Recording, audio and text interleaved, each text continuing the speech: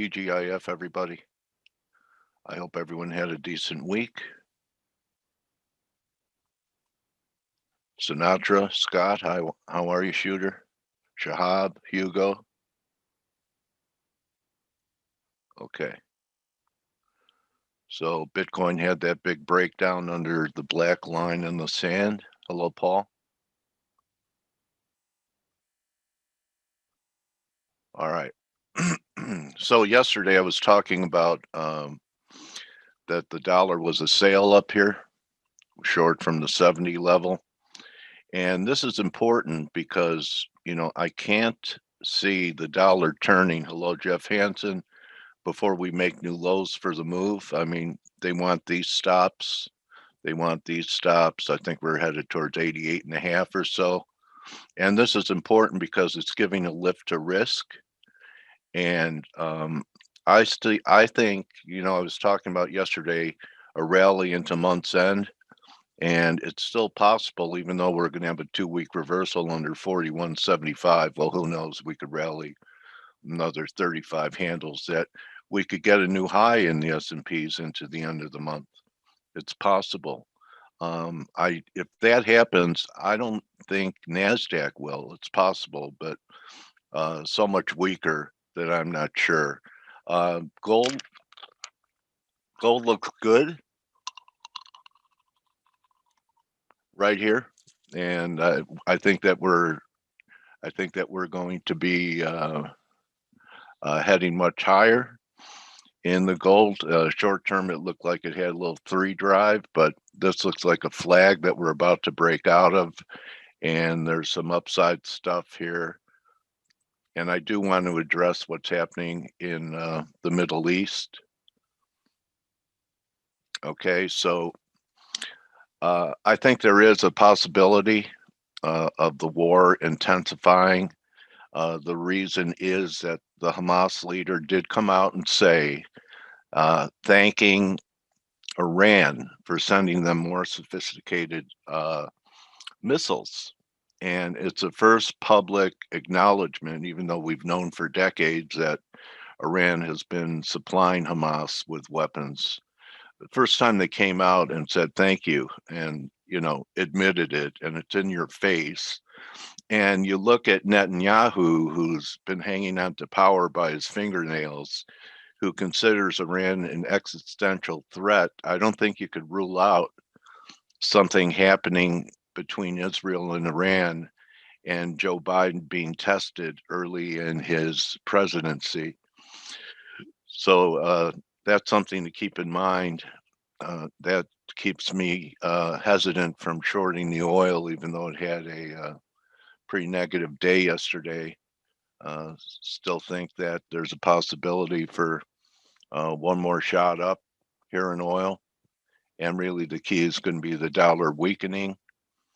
I think that's about it. Yen looks like it's going to pull back here, so lower yen also will help.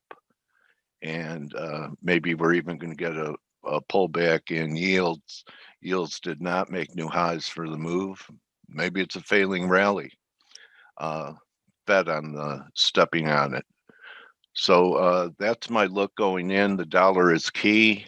Looking for new lows in the dollar, which should be supportive for almost all instruments. A weaker dollar usually is, and that's what makes me think we could get one more new high in the S&Ps, maybe as high as 4,300.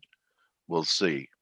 But I just want to show you guys this. The SQQ, I went to the door, was a real nice trade from 1050, 25% or so. And I'll be watching this when the S&Ps are at new highs, if they're at 4,300, especially if we hold the 1040 level in the bearish triple Q ETF. Any questions? Amira, what's no? You don't think there's going to be an escalation between Israel and Iran? No? I hope you're right. Hi, DJ. All right. Blake, we made it another week. We did it. Yeah, risk has bounced back a lot further than I expected. I actually tried to short the S&P yesterday at 4,100 and I got stopped out at 4,129 or something. So, it's like, okay, well, I knew that we were, coming back up towards resistance. And, after I got stopped out yesterday, I was just like, man, the stock market's still pretty well bid. I'm surprised, even following the inflation data, that the market's just kind of shrugging it off. And we were talking about that in the chat room just a little bit ago. Greg, who's been a long time. He's been a long time. When I say long time, I'm talking 6-7 years previous to us even forming ForexAnalytix. It's even longer than that, because Greg has, I remember when my son got baptized in Greece and I met Steve in Athens, that was about 7 years ago. So it was even prior to that, because he was, he helped me actually when I flew into Venice. He's like, yeah, me and my wife did this, and this. And anyway, it's a long story. And we were just talking about, so yeah, he's been with us for probably about 8-9 years, maybe. Anyway, we were talking about inflation data, and is it really going to matter? Is the market really going to care? And the point I want to try to make here is they don't care. You right now, until the market's going to care when it does. And I wish I knew when that was, but you don't. You know what I mean? It's kind of like, over the years and throughout my career, people rationalize or try to rationalize certain things, and honestly, it just doesn't matter until it does. And then the day that it does, you're like, whoa, wait, this has been happening for this long, and why has it only started to matter to the market now? And it's like the market will grip certain themes when it feels like it. And obviously right now it's not the inflationary theme, because the market looks at inflation and says, yeah, you can run hot because the Fed said so. The Fed said it can run hot. And then you guys could argue, well, it's really hot and it's really going to affect consumer spending. And, I think the inflation that we're seeing right now is really going to impact the masses and the lower, middle class and lower middle class more than anything. If you take somebody who really is making money paycheck to paycheck, and they have to stretch their money even further because the cost of milk goes higher, or the cost of, the goods that you have to buy, gas,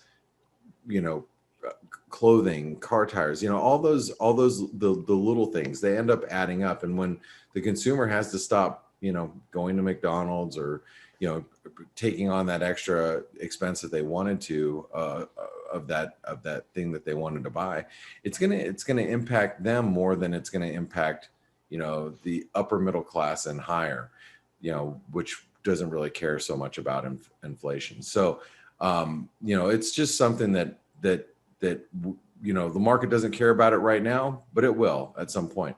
The one thing I got to point out about the S&P as well, just also keep in mind, guys, even though we've come back to 4,100 or above 4,100, notice we're at a 50% retracement. And also keep in mind, we came out of an ascending wedge. Now, I can really tell you right now, I'm not super excited about this, trying to chase risk up here. Can we make it up to 4160? Sure, we can. Could we challenge the underside of this trend line? Absolutely. Will that take us to near highs? Sure, it could. But I think that this is going to be now more of a bigger issue up at these levels, technically, for the market. Unlike if we would have just had continued higher from 4,100, we would be at new highs and I would have no problem with where we were at. But now that we've made all of these technical levels, and we've reversed at some of these technical, we've done some technical damage to the market slipping below 4,100, I do think this is going to be a bigger issue for the market moving forward. And so that's something that I believe we have to be very cognizant of. This move this week has changed the dynamics of the market. Now, Dale, I heard you say that you think we can hit all-time highs in equities. I'm not so sure. I'm not really Never really sure. Yeah, But now that I see your chart, you make a good case of maybe rallying back to the underside of the wedge line. Where's that come in? Yeah, In the next few it could be anywhere days? between 4,170 and 4,200. Okay. I think that the technical damage is done, and like I said, I'd have been a lot more comfortable with new highs in the market if we just held 4,100. If we could have held this support through here, it'd be a little bit different story. But the NASDAQ is where the real technical damage has been done. Yeah, I mean, it's a false breakout. I mean, here let me just NASDAQ much weaker structure. Russell even weaker. So here's the S&P. Here's the weekly chart, right? Yeah. I mean, it's an ugly candle. Now it's going to end up, I think, by the end of the day, it'll end up being a pin bar, because this is not the futures market. This is the cash market. So you'll see this open, when the stock market opens. But if we close lower today, or lower or worse, then next thing you know, the S&P is going to look kind of ugly. That's an ugly candle when you engulf almost really the last month's worth of gains in 1 week, right? So then you have to worry about like this upper sloping trend line. So again, I'm in the camp that the break lower this week has done some technical damage that I'm not sure that we're going to be able to escape. Also keeping in mind that this is we're really in a seasonally a really tough time for the market. So we have to be really careful being in May. And again, do I really want to chase risk up here? No, I don't. Am I willing to step back in short right at this moment in time? Not really. Not on a Friday. Especially look at how the dollar is reacting. I mean, Dale, you make a good point. The dollar is really it's under pressure. But if you follow the morning edge, which is the webinar right after we're finished here, the dollar support is at 90.40. We're at 90.40. We actually held 90.42 overnight. We've been looking for this support to hold in the dollar index, and this is really important support that we discussed yesterday. You can see it right here. So I wouldn't be too excited about trying to short dollars right here technically. Now, you could argue, well, it's the inflationary data hasn't even, this week hasn't really even, affected the dollar. But remember, it's still, we still have Friday. We still have today. Today's not over just yet. And so, I mean, it's just some things that and I have to bring up one other chart, in currencies that I think is really important, is I got to bring up the Aussie. The Aussie, really important support. We were talking about this yesterday, if we could actually break through the support level. But I said last night and yesterday in the daily roundup, hey, if we can get back to 77.60, this is going to be a good level to be on the short side. And here we are. But what's interesting about the Aussie and about where we've gotten to, it's taken since yesterday. Let's think about this. Since yesterday, it's taken a rally from, we were at 39 yesterday afternoon. Or yesterday morning, we were at 40.90. And now we're at 41.40. So it's taken a 50 pip S&P rally, a 50-point S&P rally, to get the Aussie basically to move from 77.15 to 77.55 to where we're at. That shows you how heavy this Aussie dollar is. I haven't sold the Aussie just yet. I haven't stepped into it, but this is, I was thinking that we would be here yesterday, and we're just now getting here now, which shows you how much recovering the stock market has done, and the Aussie dollar has barely responded. So I guess the point I'm trying to make here is the Aussie's trading really heavy, which is, you know, I would be, if I was long, I'd be really concerned about it. If I was long, I would be like, I don't know if I want to be long the Aussie dollar anymore. You know, when we trade and we trade the markets, one of the things that I love to do as a trader is I love to figure out, you know, what the market would be thinking on the other side. Who on the other side, how are they approaching, you know, the market today? Because again, I'm going to put myself in the shoes of somebody who's long Aussie dollars from yesterday afternoon. I just watched a 50-point rally in the S&P, and my Aussie dollar has paid me 77.25 to 77.55. A 50-point S&P rally has yielded me 30 pips in the Aussie dollar. Whip-de freaking do. You know, what if the S&P drops 20 S&P points this morning? Where's my Aussie going to be? My opinion, I'll be in a negative position. So, you know, think about that. How has the asset moved in its normal correlated fashion to market moves that have transpired recently? And that's how you put yourself in the mindset of somebody who is trading on the other side of you right now. I love to think that way because I'm, you know, because I have to say and again, this is me approaching the Aussie with no position. I think about, if I was long, how would I feel? And if I was short, how would I feel? You know, obviously if you're short, you're like, okay, well, you know, stocks are grinding higher and the Aussie's finally starting to take hold and we're pushing up to some previous resistance. Hell, if I was short, I would be thinking we need to hold these levels. But if I was long, I'd be thinking, oh my God, you know, it took all of that effort, all of that energy in risk to rally, and the Aussies barely even moved. One last thing I wanted to talk about is I want to talk about the bounce in cryptocurrency. We've seen a bounce in Bitcoin. Let's go over to Bitcoin. Bitcoin has bounced back, and we're back at 50,000. But as I've mentioned to you guys, well, those of you that are ForexAnalytix subscribers, and I don't know if we've talked about it much here, but you guys know for the last couple of weeks I've been focused on 52,400. That has been the big number for me. 52,400. I'm sorry, 52,400 has been the big number for me for the last couple of weeks. We broke through it this week, and now we can't get back above it. And now if you look at Bitcoin, and everybody's like, oh, you know, it's up like, you know, a couple percent today. Woohoo, Bitcoin's rallying.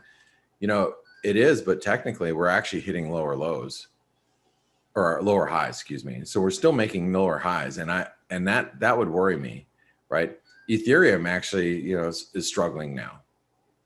And, you know, the Dogecoin is up because of Elon Musk, but, you know, if that subsides, you got to be a little I think you got to be a little cautious with you know, what's happening in the crypto space. I do think that Bitcoin, like the S&P, has technically done some damage. We have formally made a lower low, and you guys know now, especially from yesterday, the ForexAnalytix subscribers know that my line in the sand for Bitcoin is now 42,000, you know, or 43,000, the 43,000 to 42,000 in this support zone. If that level breaks, that's where long-term institutional people are probably going to be a little concerned. And that's where I think that if Bitcoin starts to break those levels, that's where you start to see a shift in, you know, an attitude over in risk. right? Because the institutional money really was starting in the 12,000 to 18,000 range. Then they started to really pump their books and pump their positions once we got above the new highs. That would be in the low 20,000s. Then you had the late coming institutional money come in through here. Then you have a lot of profit taking up at these levels. So all their legacy trades now and all their legacy positions are all, hey, as long as we hold above this 40,000 level. You start getting below that, you start getting below the 200-day moving average. Then you start tripping systematic trading systems into, being on the short side of not only Bitcoin, but also crypto in general. And then you'll see systematic selling because of that. So then if that happens, how does that influence the rest of the risk assets such as the S&P or the dollar or commodities? By the way, I was talking to I was sitting around with a bunch of dads last night at our kids' soccer practice. We were just wrapping up tryout season if you've ever had a teenager who plays competitive sports, the end of season going into the next season is so stressful because if the kids made the team, blah blah blah. And so it's funny, we're a bunch of dads sitting around talking, and our conversation morphed into inflation and used car markets and chips and alcohol sales, because alcohol companies they can't get their bottles in, so they have all this alcohol, but they can't bottle it because of and we're just talking about inflation. It's funny how those conversations morph from I don't think over the years, I've never had these conversations with dads before. It's interesting. I was just sitting there kind of going, wow, this is interesting that we're all talking about it. All right. So Steve, Stelios, how you guys doing? Good morning. Good Everything morning. good? Good morning, Good morning. Stel. Steve. So how do you guys think of the markets here? We've seen a nice bounce back in risk. The dollar sold off. Is everything good? Are we back to normal? Is this the inflationary data we saw just a scare? Should we care? Should the markets care? That's a good question. Well, personally, remember what I said yesterday on Gold. Facebook. Look, sorry? Oh, gold cares. Oh, yeah. What did I say yesterday? I said, look, I don't think anything's changed in the big picture yet.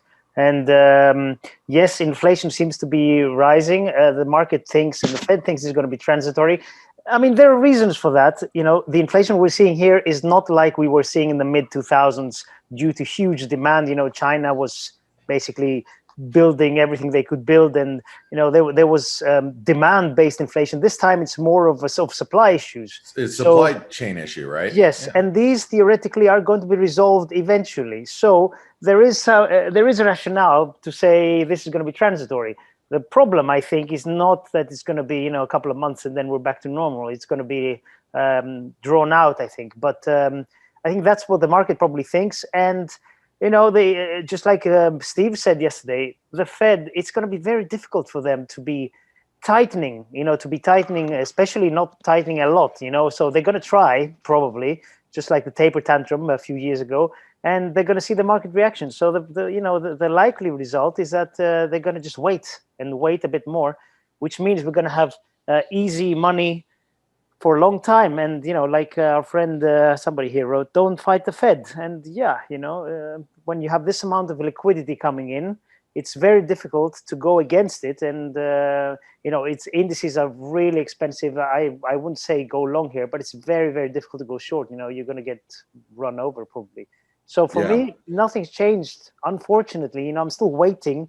And I think you're right about the Aussie and the Kiwi. The Kiwi less so, but the Aussie is just not responding as much as it should. So when we do see a turn, I think the Aussie is going to be prime candidate to be shorting. You want to see and Steve, I'd love to hear your take really quick on not only what we've been talking about, but also I want to mention that Dale, you talked a little bit about the Middle East, and you know, this is something that, you know, I know not the market's not really talking about it right now, but maybe it should be. But anyway, hey, I wanted to point out with the Aussie, like look at the pound Aussie, okay, and the pound's been a very strong performing currency as of late.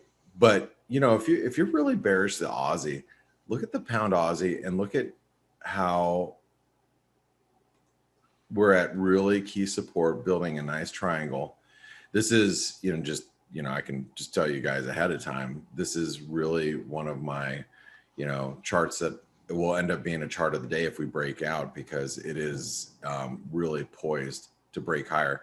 And same with the Euro Aussie. You look at the Euro Aussie, this is the chart of the day yesterday. Look, we get above 157, and I would not want to be short this. We're already breaking out of the triangle. I mean, this will point to 156, or excuse me, 159, in my opinion. Then the 200-day moving average after that. So you want to talk about how weak the Aussie is. Look at how weak it is against other currencies, and I think that's worth noting. But Steve, what are your thoughts here with the inflation and how it's affecting the market? Yeah, I think that everybody knows, you know, since I'm very vocal, my thoughts, all my thoughts that have to do with inflation. Now, how it is affecting the market.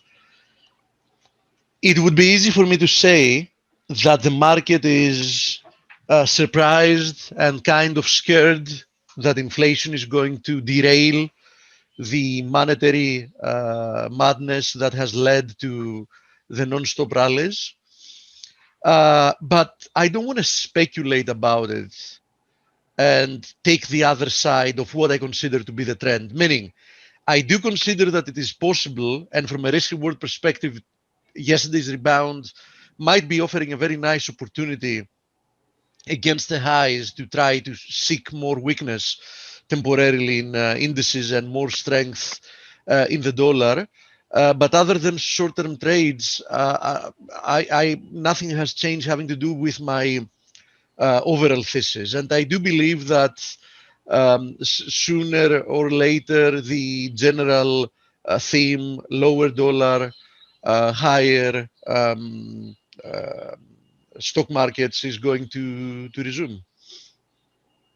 Okay, So it well, remains to be seen, you know, how long the effect of the inflation scare, you know, that higher yields are coming, so on and so forth, is going to last. Might last a few days, might last a few weeks, might be a good opportunity for markets to, you know, to alleviate the extreme bullish conditions. We'll find out. I do think, though, that, you know, something is going to happen. We're going to have Fed governors coming out again, Yellen, or whoever else is needed. And if we see some risk of, you know, extending, we're going to get the type of statements that the market needs to keep on rallying and keep on selling the dollar. All right. Well, let's talk about what's happening in Israel. You know, Dale, I know you're staying up on the news. Is this something that we should really be concerned with? You know, and the market should be paying attention to? Yeah, well, if you have followed Netanyahu over the years, you know, he made all kinds of speeches to the UN and considers Iran an existential threat. Yep. He's very long in the tooth in his career. And I really think that Iran just gave him, you know, the public relations reason to possibly start something when everyone knew for decades that they were supplying Hamas and Hezbollah with weapons. But you know what? The leaders of those two groups never came out and thanked Iran for sending more sophisticated weapons. It's almost like it gives them a justification to pressure Iran. So yeah, I'm a little concerned that it could turn into something bigger than just Israeli-Palestinian Gaza situation, which has happened several times. It seems a little different this time. All right. Yeah. I mean, okay. Then you know, and Steve, Stellis, do you have any views about that before we turn it over to Dale for his, You know what, guys, analysis we of could the- keep going. Peter Goldstein sent me a message on Twitter this morning at the last minute that he has COVID, and he doesn't. He thought he'd be better by today, but he doesn't feel well. I Oh, tried to scramble for a replacement. I couldn't find one Oh, no with problem. It like a happens. half an hour. It well, happens. that, you know, retail sales numbers, actually. Hold on. yep, What did thank we you. get? We got worse than expected. Retail sales at 0. Both retail sales and core retail sales. Yeah. Does that mean no one shopped? But that's better. No, better. I'll tell you what it means. Just look at last month's revisions, Stelio, and you'll understand what revisions are a happened. lot higher. Yeah. Revisions of last month are like tenfold True. higher. So what Yeah. happened? People got the money, they spent them all, and now they're waiting for the next handout before they can do something. You know, And it's Mustafa, interesting. I agree with you. And It's both and by the sides. way, that you know, you bring up an interesting point, and then we'll get to the charts. Actually, what I'd like to do is I'd actually like Steve. I'd like you to look at some of the charts and really point out a few things. Cable's ripping here, but and so actually the dollar's just getting hit right now. Yeah, it wants that new low, Blake. I'm sorry. I think we want that new low under 89.20. Clean out all the remaining dollar bulls. We're at support right now. We'll see what happens, but I want to mention this really quick, and then Steve, I'll let you be able to show some charts here. No. My comment had to do with what we were saying now before the charts, and it is I think, Blake, and I don't know if you agree, that following the inflation data, we've now specifically entered a period that the market is in huge need of bad news. I know it sounds counterintuitive and stupid, but of course, when you live in stupid markets, you have to think stupid. But bad data now are going to alleviate the jitters that perhaps the Fed is going to act preemptively for inflation. You know what I mean? I 100% agree with that. Actually, the bad data is good. We are in Yes. that. Yes. Bad data is good. Good data is bad. You know, that and is of course, the definitely market dynamic ignores within. the elephant in the room, which is bad data and higher inflation has nothing positive to it. It is what we lived in the 70s and the 80s, and it's called stagflation. Yep. And stagflation has no positive spin to it, none whatsoever. Yeah, higher inflation with slow growth or low growth or no growth, that's not a good mix. And that's something that I think is at risk. You know, it's I'm going to leave you guys with this, and then Steve, I'm going to let you take over. You know, in that conversation with those guys that we were just talking, I was talking with the group of dads. One of the dads, he owns 3 restaurants here in town, very popular restaurants actually in like the hipper part of town, whatever. And he was just talking about how he can't get workers. They had to remodel. They spent this COVID year like remodeling one of their main locations, and then he was telling me this situation I thought was so interesting. Like, people are ordering like this economic relief, they're filing for it, and you get from the government like these prepaid, I guess, cards. That I didn't know that this is how it worked. You got these prepaid cards, and then you can take these prepaid cards. They give you your stimulus money, whatever it is, $2,000-$3,000, whatever it is. They give you these prepaid cards, and then people are filing them for deceased people, right? So the dad that I'm telling you, he walked to his mailbox for his company, his business mailbox, and he's like, yeah, I got all these Center of Economic Relief, blah blah blah, and he's like, I thought I had to file paperwork for these people. It's all these random names. I have to file paperwork for these people. And then, I thought maybe they're people I work for that work for me. I have no idea, because he has so many employees. And I guess what it is somebody's applying for these prepaid cards, having them all sent to his, mailbox, which is basically an outdoor mailbox. And what they do is they come by because they know when the mail drop's going to be. If he would have left him in there probably another few hours, somebody would have came in and bashed in the mailbox to take all of these prepaid credit cards and to go spend the money. And I was sitting there thinking, okay, he's like, yeah, I had like 8 prepaid credit cards. I, sent them all back, but he's like, that's kind of crazy, right? And I'm like, what's more crazy is there's somebody out there who just like literally put yourself on the line doing illegal stuff. What do you mean? I bet there is $12,000. It's like, and it's, semi brilliant, I guess. If you could just use that effort to do good in the world, it's like, what the hell is wrong? Yeah, but people don't think like that, Blake. And I know, it's crazy. If you remember, I mentioned and I explained in advance that all these handouts are going to bring a lot of fraud. I remember specifically saying on the webinar that we had a record opening of new companies post the first COVID relief packages. Why? Not because economic activity had picked up, because there were a lot of people that were foreseeing that that was not the first and only relief package. So they wanted to have companies to claim benefits when the second one came.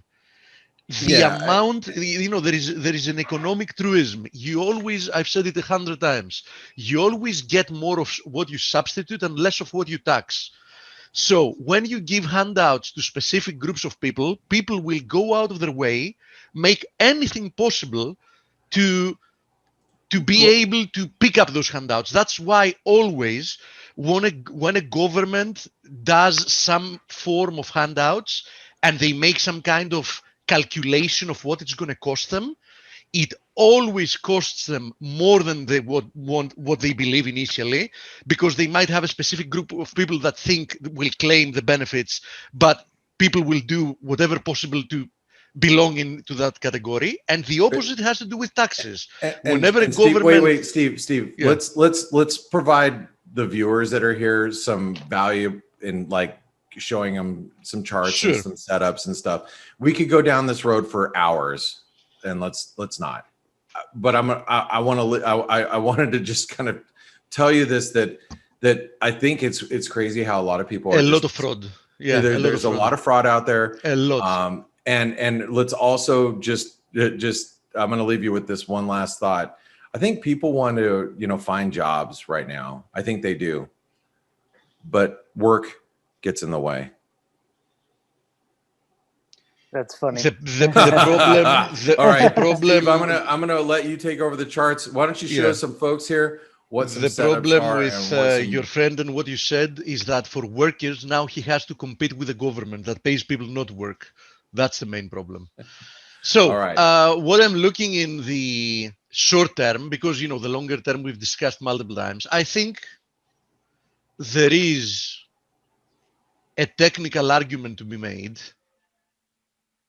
that we can see at least one more leg lower in equities from here, right? So this is what I'm looking for.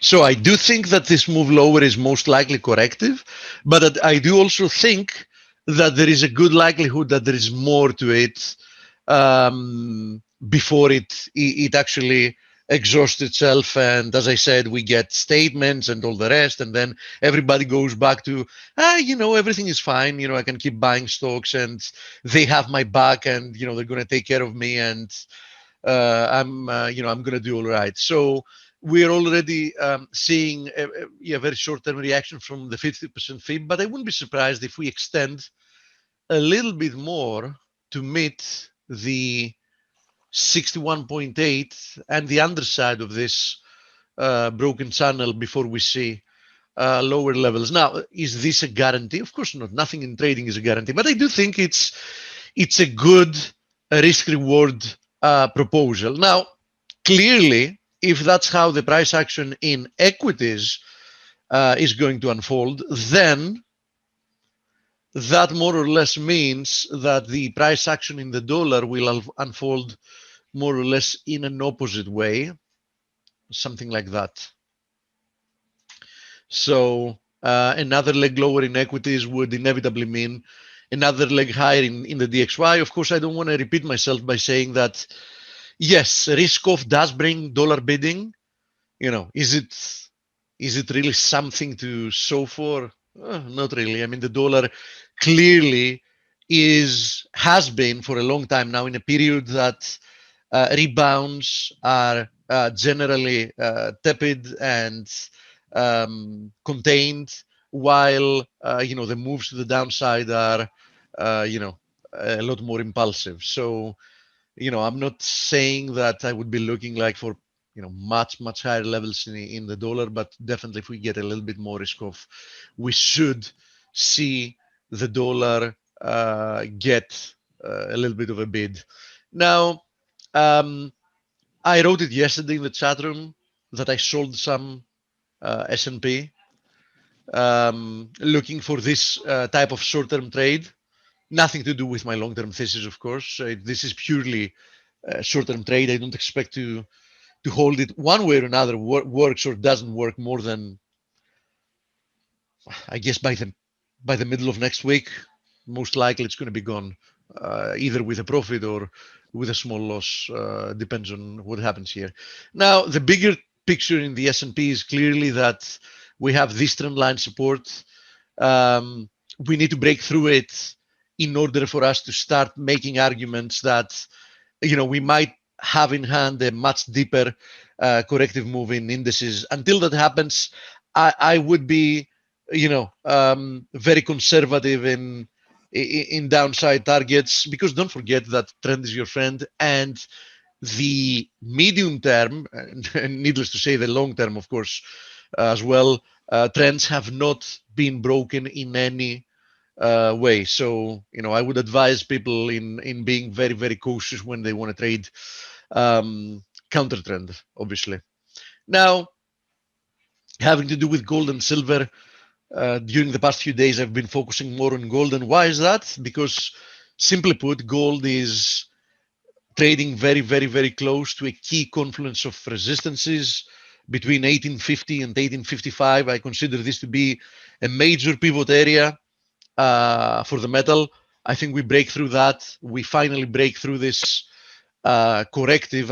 I was saying since the beginning that this type of price action is definitely corrective in nature, but of course, you can never be sure when the correction is over.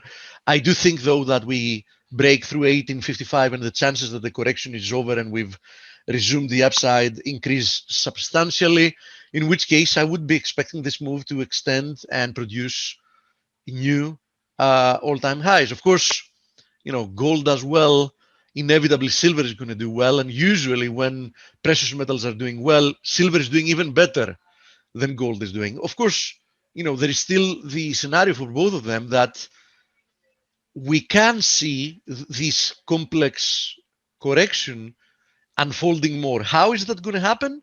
It's going to happen if the prevailing thesis for the next few days or weeks becomes something like, higher inflation means hiking of rates. Hiking of rates means negative for precious metals, so we should be selling it. Then I've explained multiple times why I think this is the wrong thesis, but that doesn't mean that the market cannot follow it for a period of time. Platinum consolidating, palladium correcting its prior losses, copper slightly pulling back from all-time highs. Keep that in mind. Copper is also one of the commodities that is at all-time highs, so keep that in mind. I think any pullback towards like 436 is going to be a buying opportunity. Now, I'm not advocating that somebody should be buying, at all-time highs, but I don't think you should be fading strength either. Now, having to do with cryptos, I'm in par with what you've said, Blake. I do think that there is some kind of a deeper correction coming here, especially for Bitcoin, which seems to be underperforming lately the rest of the crypto world, and we've also seen that by the loss of market capitalization in comparison to the whole market. In the case of Bitcoin, it has gone down from like 70% of the total crypto capitalization down to roughly 45%, I think now, which is a rather big shift from like what's considered like the crypto blue chip to like smaller, cryptos, smaller capitalization cryptos, like obviously Dogecoin has been the one that has benefited the most. Now, having to do with effects, this is what I'm monitoring here in the euro. I mean, we seem to have broken out, so it seems to be performing a little bit better than the dollar index in the inverse, of course. The cable remains, as you said before, very, very, very well bid. So I think there is no doubt about it. And now, what comes down to me being torn is commodity currencies, because I can see both sides of the argument here. I can see why we might have another leg lower before we resume the uptrend in both the Aussie and the Kiwi. Of course, in order for that to play out, we definitely are in need of risk off. So we need to have that move that I was talking about play out. I have no doubt that we're going to see higher levels rather soon. The question is, are we about to see a lower low to complete this, a three-wave corrective move lower before higher, or are we going to move straight higher from here? Risk assets are going to provide the answer to that. And of course, if we have a look at other currencies like the Canadian, like the NOK, it's more or less the same thing. I have to honestly say that lately the Canadian dollar has been one of the strongest of the commodity currencies. Look at how we broke down from this channel. We tested the multi-year lows. We actually intraday a couple of days ago on Wednesday traded below the multi-year lows, but now we seem to have found resistance again on the retest of this broken trend line support. And in the case of the NOK, this is what I think might be in play here. We broke down from this triangle. We came back, we retested it twice. We failed in both occasions. So, we break down from this trend line support and it's lower lows once again, right? So, that's why I don't like to fade trends, because, we had a nice rebound in the dollar. But as you see, there are many currencies that haven't made a dent, having to do with their recent trends, right? So as I said, the only thing that can provide a little bit more life to the dollar is a continuation of this risk-off move that started, which, it's a 50-50 if it's going to happen. Nevertheless, we currently have an appealing risk-reward ratio for something like that to unfold. So I think within the next few days, we're going to have a very good idea of what's happening. Let me take a couple of questions.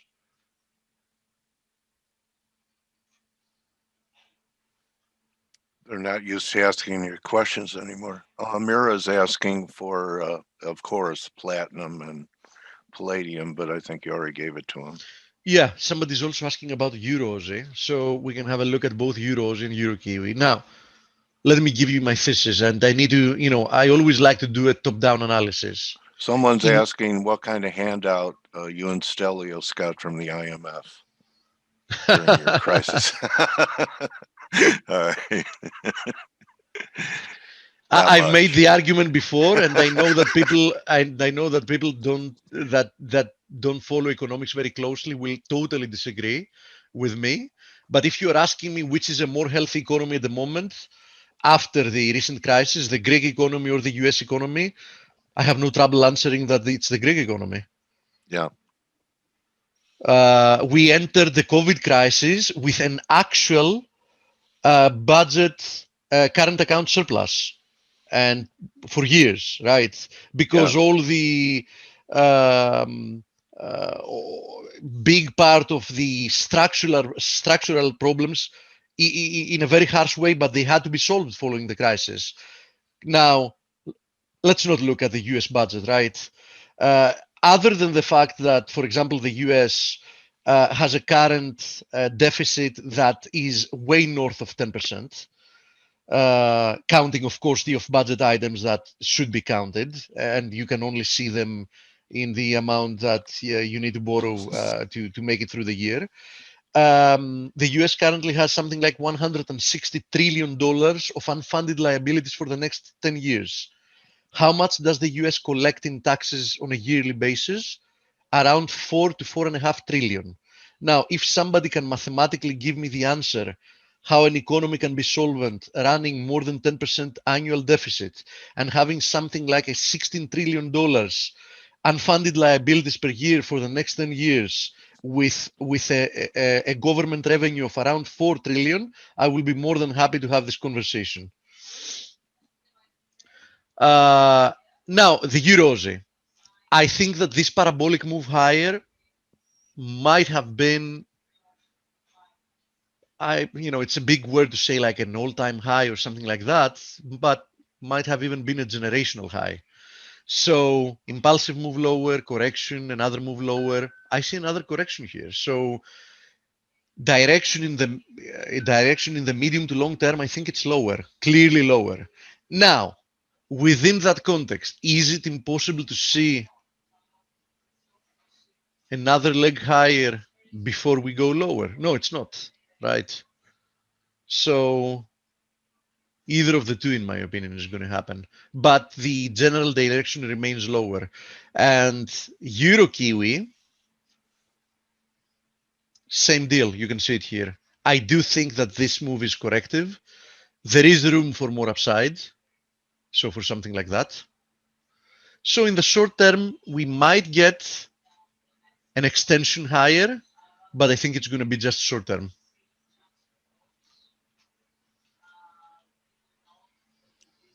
I think that's what I think. Greg is trying to reach you on Skype. I don't know what for, but reach me on Skype. Let me see.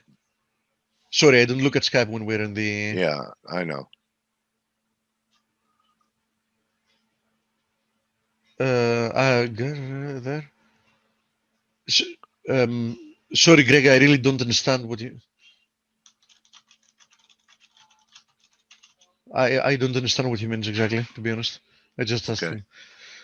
Pound Kiwi. Somebody's talking about a head and shoulders formation in the pound Kiwi.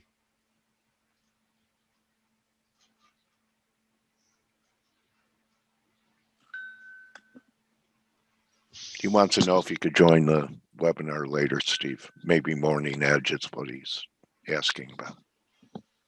Yeah, absolutely. Okay. Okay, so ForexAnalytix members, you're going to have Gregor with us in the Morning Edge. So, I don't know about a head and shoulders formation. Doesn't look really pretty. But I can tell you that, look at this. It's the same deal. Long-term channel, corrective or impulsive? Corrective. We've been breaking down, and now we have, in my opinion, another corrective rebound. So we might rebound a little bit further, but I think lower as well. And guess what? Pound Aussie, exactly the same deal. You can see it's not by accident these formations look so similar to each other, right? There you go. That's what I think about all these crosses. Scott, this is a very, very nice interpretation, but give me an answer mathematically. You say Greece is 177% of GDP debt versus the US, which is 101. First of all, neither of the numbers you're giving are correct. Both the Greek debt and the US debt is higher than that. But other than that, why don't we talk about trajectory? Because I can show you how the US debt will have surpassed the Greek debt within 5 years. So don't look only at the absolute numbers, look at the trajectory of the numbers. So yeah, no disagreement there. The Greek debt is for the time being higher, but the trajectory is completely different. Pre-COVID, the US was running surpluses, while the US was running an every year increasing deficit. And from what I see from politicians of both parties, I mean, there is zero intention to address it for the time being, zero. So I don't even see the will to do something about it. So when you have an exploding deficit and there is not even a basic will to do something about it, all the discussions are surrounded about how much money should be spent on infrastructure and so on and so forth. I'm telling you, not even 5 years until the US debt surpasses the Greek debt. I bet you in front of everybody that's listening at the moment, if you want to take the bet.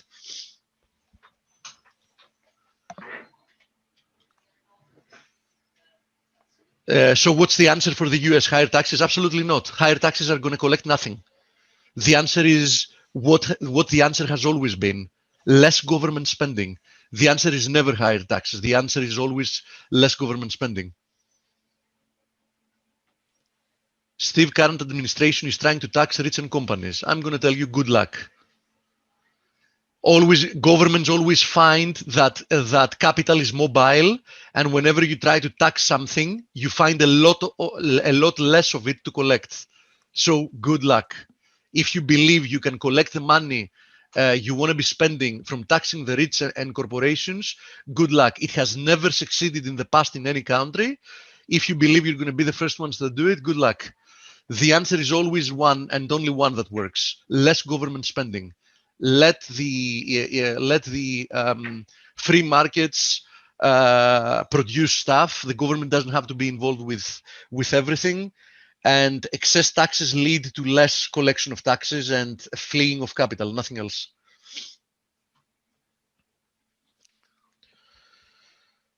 If you only had conviction in what you believed. If you only just had a little bit more conviction, Steve. Oh yeah, absolutely. Yeah. Yeah. Infrastructure spending is something that it's the only type of spending, Ziggy, that can long-term lead to better economic performance. The thing is that you also need to have some money to do it, right? And don't forget that under normal circumstances, infrastructure spending is not a benefit to the economy in the short to medium term. It's a hindrance to the economy. So keep that in mind, because infrastructure spending takes time to develop. So you devote some factors of production today that can yield results years later. So keep that in mind, right? So in essence, you take some factors of production that could be used elsewhere today, so you can gain something in the future. I'm not against infrastructure spending per se, but in general, when you have such high government spending, in my opinion, there needs to be some kind of understanding that spending has to come with cuts in other areas. You know what I mean? The general idea that all spending can come through printing money or raising taxes, which don't yield so many results, as I've said, actually they have negative results, after a point, is futile. I agree, Ziggy. I'm totally in agreement with you there. Okay, so I think that's it for the week. Of course, we're going to have the morning edge starting in 17 minutes. Greg is going to be with us, so ForexAnalytix members, don't miss it. We'll be there in 15 minutes. Have a wonderful weekend, the rest of you. Bye bye.